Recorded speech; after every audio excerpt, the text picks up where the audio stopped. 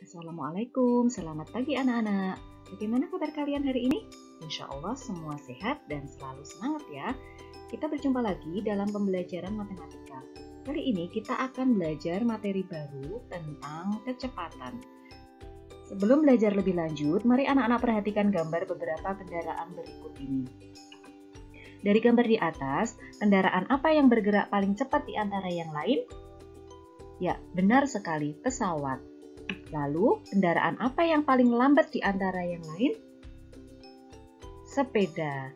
Nah, setiap benda yang bergerak mempunyai kecepatan yang berbeda-beda. Ada yang bergerak cepat, ada pula yang bergerak lambat. Tahukah anak-anak apa itu kecepatan? Kecepatan adalah suatu besaran yang menunjukkan seberapa cepat sebuah benda berpindah tempat dalam jarak dan waktu tertentu.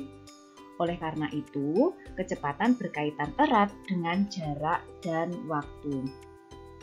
Dalam kehidupan sehari-hari, kita bisa melihat kecepatan melalui alat yang disebut speedometer. Nah, alat ini biasanya terpasang di motor atau mobil untuk mengetahui atau mengukur kecepatan sebuah kendaraan. Karena kecepatan ini berkaitan dengan jarak dan waktu, maka untuk pertemuan kali ini kita akan mempelajari lebih lanjut tentang satuan jarak dan satuan waktu. Satuan jarak, apa itu jarak? Jarak adalah panjang lintasan yang ditempuh oleh suatu benda. Jika benda tersebut berupa kendaraan, maka lintasannya berupa jalan yang dilewati oleh kendaraan tersebut. Jarak memiliki satuan yang sama dengan satuan panjang. Semakin panjang lintasan suatu benda, maka semakin besar pula jaraknya atau semakin jauh. Dan sebaliknya, semakin pendek lintasan suatu benda, maka semakin kecil pula jaraknya atau semakin dekat.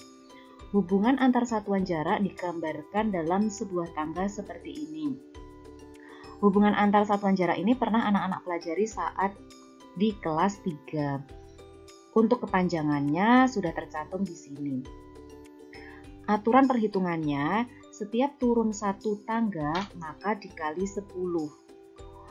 Setiap turun 2 tangga maka dikali 100. Jika turunnya 3 tangga maka dikali 1000 dan seterusnya.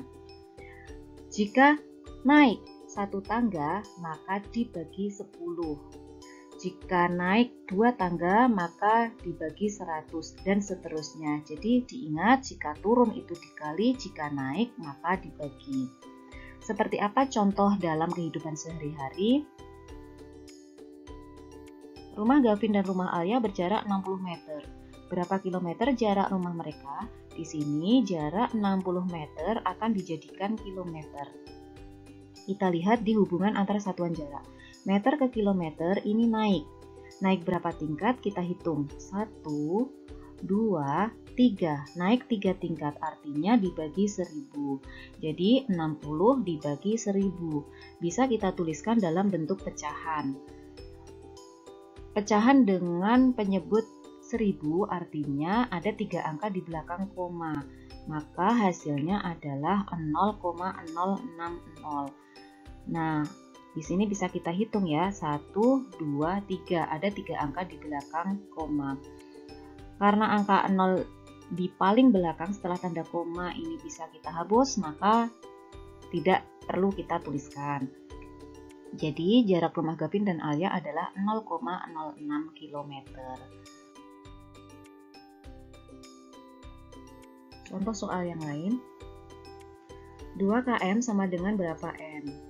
Kita lihat, km ke m ini turun. Kita hitung turun berapa tingkat? 1, 2, 3. Turun 3 tingkat.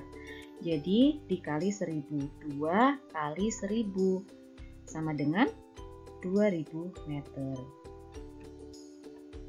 1,5 hm berapa m? Hm ke m. Di sini turun. 1, 2. Turun 2 tingkat. Artinya dikali 100. Jadi 1,5 dikali 100. Berapa hasilnya? Ya, 150 meter. Diingat kembali ya cara menghitung bilangan desimal. Sekarang 50.000 M sama dengan berapa km? M ke KM, naik 1, 2, 3, naik 3 tingkat, berarti dibagi 1000. Lebih mudah kita buat dalam bentuk pecahan, 50.000 per 1000. Untuk menyederhanakannya kita hitung saja angka penyebutnya ada 3 angka 0. Jadi 1, 2, 3. Kita coret 3 angka 0-nya. Juga kita coret 3 angka 0-nya. Jadi tinggal 50 dibagi 1 sama dengan 50 km. Insya Allah cukup mudah. Materi ini kita mengulang yang sudah anak-anak pelajari saat di kelas 3. Selanjutnya kita akan ke satuan waktu. Waktu adalah besaran yang memiliki satuan detik, menit, atau jam. Waktu dibutuhkan saat kita menanyakan tentang berapa lama suatu aktivitas dilakukan. Semakin besar waktunya, maka semakin lama waktu dibutuhkan. Seperti apa hubungan antar satuan waktu? Kita lihat. Pada sebuah jam terdapat 3 buah jarum. Jarum pendek menunjukkan jam, jarum panjang menunjukkan menit, jarum yang tipis menunjukkan detik. 1 jam sama dengan 60 menit. 1 menit sama dengan 60 detik, sehingga 1 jam sama dengan 3600 detik. Pada gambar ini menunjukkan pukul 3.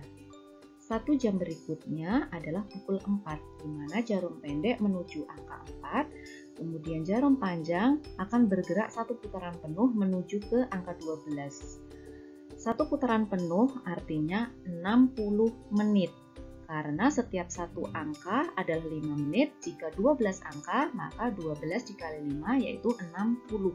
Jadi 1 jam sama dengan 60 menit. 1 menit 60 detik.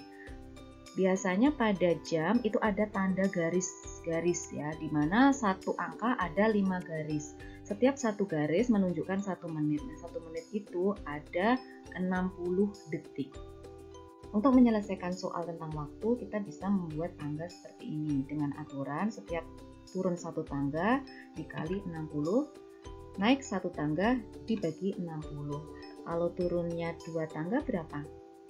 Dikali 3600. 60 dikali lagi 60 sama dengan 3600. Jadi jam dijadikan detik dikali 3600. 1,5 jam sama dengan berapa menit? Jam dijadikan menit berarti dikali 60. 1,5 dikali 60. Kita hitung, kita ubah menjadi pecahan biasa. 2 kali 1, 2 ditambah 1, 3. 3 per 2 kali 60. Bisa kita coret, 60 dibagi 2 sama dengan 30. Jadi 3 dikali 30 sama dengan 90 menit. Kemudian 15 menit itu berapa jam? Menit dijadikan jam dibagi 60. Kita buat dalam bentuk pecahan saja. Jadi 15 per 60. Kemudian 15 per 60 ini bisa kita sederhanakan. Disederhanakan dengan dibagi 15. Jadi 15 dibagi 15 sama dengan 1. 60 dibagi 15 berapa? 4. Jadi 15 menit itu sama dengan 1 per 4 jam. Nah, di sini 15 dibagi 60 tadi dijadikan dalam bentuk pecahan lalu disederhanakan. Seperti ini cara untuk menyelesaikan soal tentang satuan waktu. Bagaimana jika 2 jam dijadikan detik, jam ke detik? Turun 2 tingkat berarti dikali 3600. 2 kali 3600 sama dengan 7200 detik. Untuk mengalikannya, anak-anak bisa menghitung 36 dikali 2, itu sama dengan 72. Baru kemudian angka nolnya ada 2, kita tambahkan di belakang.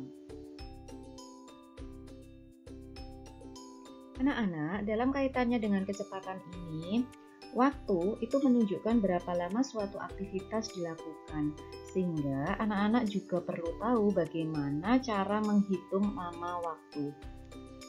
Contoh soal, ayah berangkat kerja pukul 6 lebih 15 menit, sampai di kantor pukul 6 lebih 45 menit.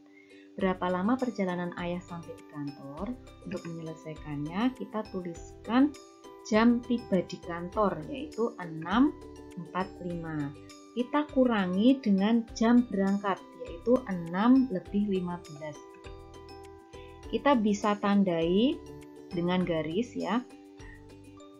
Angka sebelah kanan ini menunjukkan menit, kemudian angka sebelah kiri menunjukkan jam. Menit kita kurangkan dengan menit. Jadi 45 dikurangi 15. Berapa? 5 kurangi 5, 0. 4 kurangi 1, 3. Jadi hasilnya 30. Kemudian 06 dikurangi 06 sama dengan 0. Nah, dari sini kita sudah menemukan lama perjalanan ayah sampai di kantor, yaitu 30 menit. Atau jika diubah menjadi jam, sama dengan 1/2 jam. 30/60, kemudian disederhanakan sehingga menjadi 1/2. Jadi yang perlu anak-anak ketahui bahwa hasil pengurangan jam itu menunjukkan lama waktu.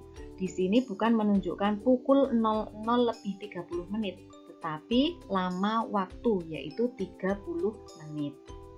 Sehingga bisa kita simpulkan bahwa menghitung lama perjalanan sama dengan waktu tiba dikurangi waktu berangkat. Kebetulan di soal ini untuk menit dikurangi menit bisa dihitung dengan mudah. Bagaimana jika menit tidak bisa kita kurangi? Contohnya, adik belajar dari pukul 7.30 dan selesai belajar pukul 9:10 menit. Berapa lama adik belajar? Caranya sama, yaitu selesai belajar dikurangi dengan mulai belajar. Jadi 9:10 menit dikurangi 7:30 menit.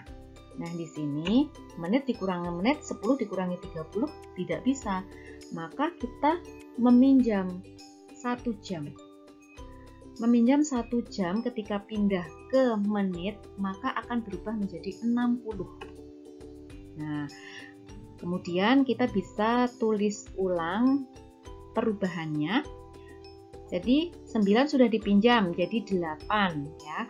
60 ditambah 10 jadi 70. Jadi di sini 8.70 dikurangi 7.30. Dari sini baru menit dikurangi menit bisa.